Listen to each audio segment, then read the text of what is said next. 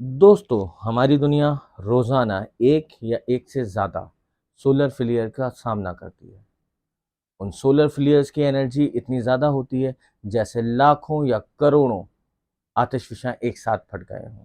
لیکن دوستو زمین میں موجود میگنیٹک فیلڈ کی وجہ سے یہ فلیئر کی انرجی ہمارا کچھ بھی بگاڑ نہیں پاتی۔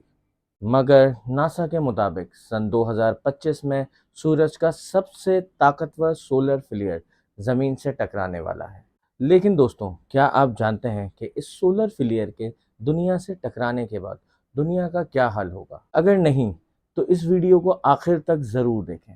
دوستوں مگر آگے بڑھنے سے قبل اپنی دلچسپ معلومات کے لیے ہمارے اس چینل کو اگر آپ نے ابھی تک سبسکرائب نہیں کیا ہے تو سبسکرائب کر لیں اور ساتھ ہی دیے گئے بیل کے آئیکن کو بھی پریس کر دیں تاکہ ہمارے آنے والی فیوچر نوٹیفیکیشنز آپ کو ٹائم پر مل سکیں۔ دوستو ناسا کے مطابق جب یہ سولر فلیئر زمین سے ٹکرائے گا تو ہر طرف تباہی مچا دے گا، ہر طرف آگ اور آگ کے شعلے ہی نظر آئیں گے اور عین ممکن ہے کہ دنیا ایک بار پھر سے آگ کا گولہ بن جائے۔ یہ سولر فلیئر اتنا طاقتور ہے کہ جیسے بلین آف ایٹم بمز ایک ساتھ ایکسپلوڈ کر جائیں تو ان سے ریلیز ہونے والی انرجی کے برابر ہی یہ ٹکرانے کے بعد انرجی ریلیز کرے گا۔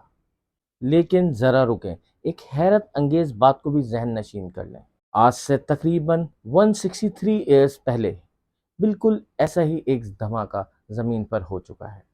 وہ سال تھا 1859، سپٹمبر کی پہلی تاریخ تھی اور 11:18 تھے۔ برٹش ایسٹرونامر رچرڈ کیرنگٹن سورج میں ہونے والی ایکٹیویٹیز کو آبزرو کر رہے تھے۔ اس آبزرویشن کے دوران ان کے ٹیلیسکوپ میں اتنی زیادہ انٹینس فلیش لائٹ آبزرو ہوئی کہ ان کو تقریباً 5 منٹ تک کچھ نظر نہیں آ رہا تھا۔ رچرڈ کو پہلے تو یہ لگا کہ شاید کوئی دمدار ستارہ یا کومیٹ ان کے اسکوپ کے سامنے سے گزرا ہے اور اسی وجہ سے انہوں نے اس فلیش لائٹ پر کوئی خاص توجہ نہیں دی اور اگنور کر دیا۔ لیکن دوستو رچرڈ کی اس چھوٹی سی غلطی نے پوری دنیا کو خطرے میں ڈال دیا تھا۔ دراصل دوستو رچرڈ کے ٹیلیسکوپ میں نظر آنے والی روشنی کوئی عام لائٹ نہیں تھی، نہ تو کوئی دمدار ستارہ تھا، بلکہ وہ ایک پلازما تھا جو سورج سے نکلا کرتے ہیں، یعنی کہ ایک انتہائی طاقتور سولر فلیئر جو ملین کلومیٹر کی رفتار سے دنیا کی طرف پہلے ہی نکل چکا تھا۔ اس واقعے کے صرف ایک دن بعد یعنی کہ 2 سپٹمبر 1859 کو جیسے ہی یہ سولر فلیئر زمین کی میگنیٹک فیلڈ سے ٹکرایا تو ہر طرف اروراز ہی اروراز پھیل گئے اور ایسا محسوس ہوتا تھا کہ آسمان مختلف رنگوں سے بھر گیا ہو۔ لیکن یہ خوبصورت نظر آنے والے اروراز اصل میں طوفان سے پہلے کی صرف خاموشی تھی۔ ان کی روشنی اتنی زیادہ تھی کہ رات میں ہی دن کا نظارہ ہو گیا تھا۔ دوستو حد تو یہ تھی کہ امریکن گولڈ مائنرز نے اس رات کو ہی دن سمجھ کے اپنے مائننگ کی شروعات کر دی تھی اور پھر آہستہ آہستہ جیسے ہی سولر فلیئر میں موجود ساس پارٹیکل زمینی انوائرمنٹ میں داخل ہوئے ویسے ہی سب الیکٹرک اپلائنسز نے، جگہ جگہ موجود لائٹس نے، ٹرانسفارمرز نے اور ٹاورز نے آگ پکڑنا شروع کر دی۔ الیکٹریکل ڈیوائس میں اچانک فلو ہونے والے ہائی وولٹیج کی وجہ سے بہت سارے لوگوں کو بھیانک قسم کے الیکٹریکل شاک لگے اور ان کی اموات ہوئی۔ ایسے لوگ جو الیکٹریکل شاک لگنے سے مرے ان کی تعداد کچھ 100 نہیں بلکہ ہزاروں میں تھی۔ ہاسپٹلز میں الیکٹرکسٹی نہ ہونے کی وجہ سے لگ بھگ 30,000 لوگ اپنی جان سے ہاتھ دھو بیٹھے، یہاں تک کہ کچھ وقت گزرنے کے بعد ایسے الیکٹرانک اپلائنسز جو کہ سوئچ بورڈ میں پلگڈ ان بھی نہیں تھے وہ بھی جل رہے اور بس پھر کیا تھا، آہستہ آہستہ یہ ڈسٹرکشن بڑھتا چلا گیا اور پوری دنیا تباہی کا شکار ہو گئی۔ یقیناً دوستو آپ کے ذہنوں میں ایک سوال آ رہا ہوگا کہ ہم نے شروع میں کہا تھا کہ جو فلیئر آئے گا اس سے دنیا تباہ و برباد ہو جائے گی، لیکن یہ تباہی تو اس قدر نہیں تھی کہ اس سے دنیا تباہ ہو جائے یا ہر جگہ پر آگ ہی آگ پھیل جائے۔ جس سولر فلیئر کی وجہ سے 1859 کا نقصان ہوا وہ تو صرف ٹیلر تھا. اس دفعہ آنے والا سولر فلیئر اس سولر فلیئر سے تقریباً 1000 گنا زیادہ اسٹرانگ ہے. اور دوستو ایک بات اور کہ اس وقت ٹیکنالوجی یا الیکٹرکسٹی کا استعمال اتنا زیادہ موجود نہیں تھا کیونکہ الیکٹرکسٹی تو جسٹ ایجاد ہی ہوئی تھی. لیکن آج لگ بھگ 87% پوری دنیا الیکٹرکسٹی کی ہی محتاج ہے. ہم آج تصور بھی نہیں کر سکتے کہ ہم کچھ گھنٹے الیکٹرکسٹی کے بنا گزار سکیں. ناسا کی کیلکولیشنز کے مطابق یہ سولر فلیئر پچھلے سولر فلیئر سے پورے 100 گنا زیادہ طاقتور ہے. اور اگر ہم اس کو انرجی ٹرم میں کیلکولیٹ کرنے کی کوشش کریں تو اس کا انرجی لیول 1000 ٹائم زیادہ اسٹرانگ ہے. ناسا کا کہنا ہے کہ جن ٹیکنالوجی کی بدولت آج ہماری زندگی آسان ہے، یا عام لفظوں میں اگر ہم کہیں کہ آج ہم زندگی جن ٹیکنالوجیز پہ گزار رہے ہیں، کہیں ایسا نہ ہو کہ یہی ٹیکنالوجی ہماری موت کی وجہ بن جائے. ناسا نے سولر فلیئر اور ریڈیشن کے مطالعے کے لیے ایک سیٹلائٹ جس کا نام ISI ہے اس کو لانچ کیا ہے تاکہ وہ ہمیں سولر فلیئر کی جانکاری ہمیں یہاں پر زمین پر سینڈ کر سکے. تو افسوسناک بات یہ ہے کہ جیسے ہی وہ سیٹلائٹ اس سولر فلیئر کو ڈیٹیکٹ کرے گی اور اس کی انفارمیشن زمین تک بھیجے گی تو یہاں پر موجود لوگوں کے پاس صرف 30 منٹ کا ٹائم ہوگا اپنے آپ کو سیو کرنے کے لیے. اور دوستو اتنے کم ٹائم میں یہ لگ بھگ ناممکن ہے کہ کوئی اپنے آپ کو سیو کر سکے. یہ سب کیسے ہو رہا ہے؟ اس معاملے کو جاننے کے لیے ہمیں سن کے کور میں موجود اور ہونے والی ری ایکشن اور ریڈیشنز کو سمجھنا پڑے گا. تو دوستو یہ ہے سن کا کور. یہاں پر مسلسل نیوکلر فیوژنز کے دھماکے ہوتے رہتے ہیں اور اسی وجہ سے ساس پارٹیکل بھی ہر وقت حرکت کرتے رہتے ہیں.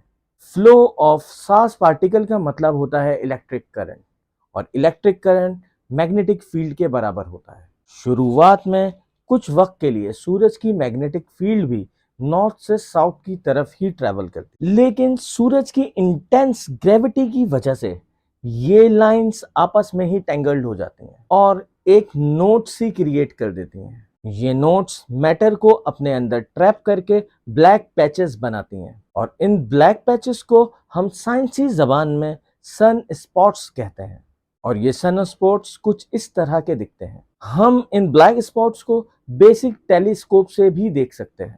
عام طور پر ہوتا یہ ہے کہ ٹریپڈ میٹر کول ڈاؤن اور کنڈینس ہونے کی وجہ سے پلازما کلاؤڈ میں تبدیل ہو جاتے ہیں اور پلازما کی بارش کی شکل میں سورج کی سطح پر آ گرتے ہیں.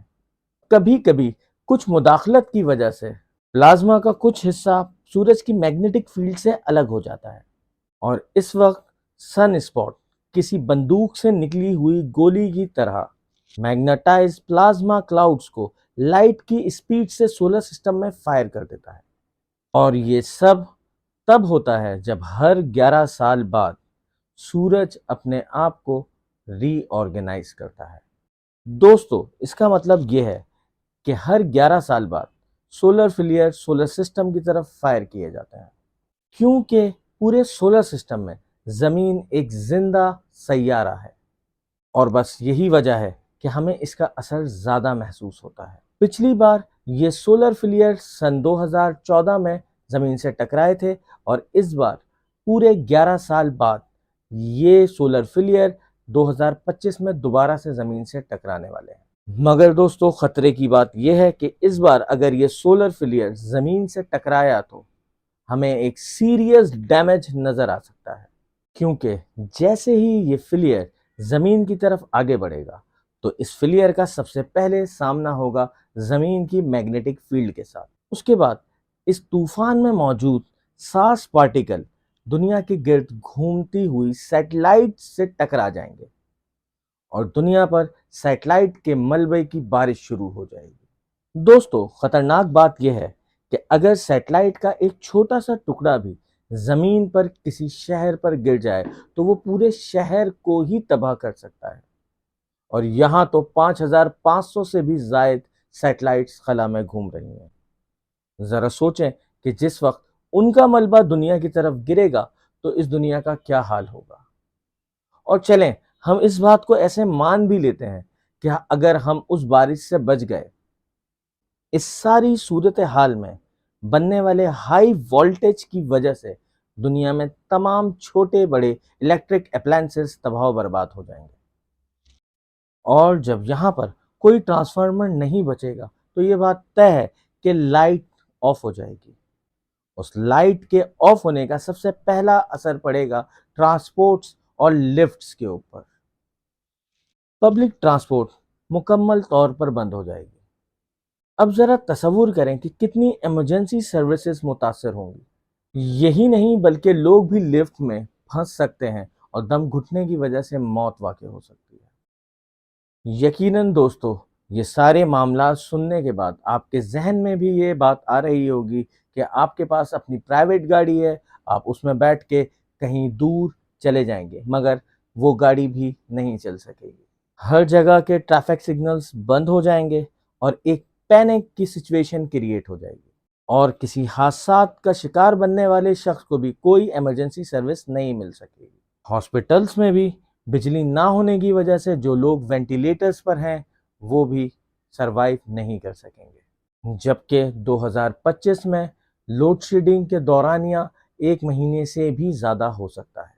کسی بھی قسم کے نقصان کا اندازہ تو ہم تب لگائیں گے جب ہم زندہ بچیں گے، کیونکہ اس سولر فلیئر کی آنے کی وجہ سے ریڈیشنز پھیل جائیں گی اور اس ریڈیشن سے کینسر جیسی بیماریاں عام ہو جائیں گی اور انسان کا ایمیون سسٹم مکمل طور پر تباہ ہو جائے گا۔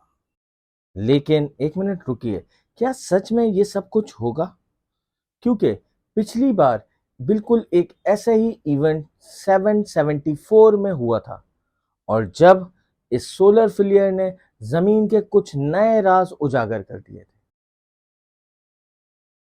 سولر فلیئر دھماکے کی وجہ سے کاربن 14 کی مقدار اچانک بڑھ گئی تھی۔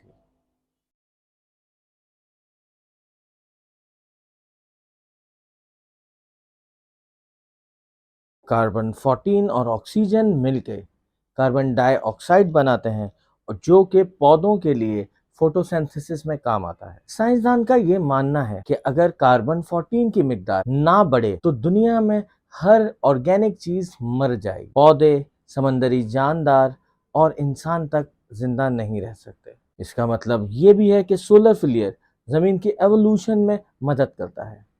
آج کی تاریخ میں آپ سولر فلیئر سے جتنی بھی نفرت کر لیں، مگر سچ تو یہ ہے کہ یہ زمین کی ارتقاء میں ہمیشہ سے مدد کرتا آیا ہے، کہ دنیا میں ہر لیونگ آرگینزم کے پیچھے ان سولر فلیئر کا ہی ہاتھ ہے۔ انہی سولر فلیئر کی وجہ سے آج ہم لوگ زندہ ہیں۔ کیا آپ کو لگتا ہے کہ سن 2025 تک سائنسدان کوئی ایسا حل نکال لیں گے کہ ہم اس سولر فلیئر کی شدید تباہ کاریوں سے بچ سکیں؟ ہمیں کمنٹ کر کے ضرور بتائیں، یا پھر یہ سولر فلیئر ایک شدید قسم کی تباہی مچائے گا۔ ناظرین، اب ہم آپ سے اجازت چاہتے ہیں۔ اگر آپ نے ابھی تک ہمارا یہ چینل لافانی دنیا سبسکرائب نہیں کیا ہے تو پلیز سبسکرائب کر لیں، اور ساتھ ہی دیے گئے بیل کے آئیکن کو بھی پریس کر دیں۔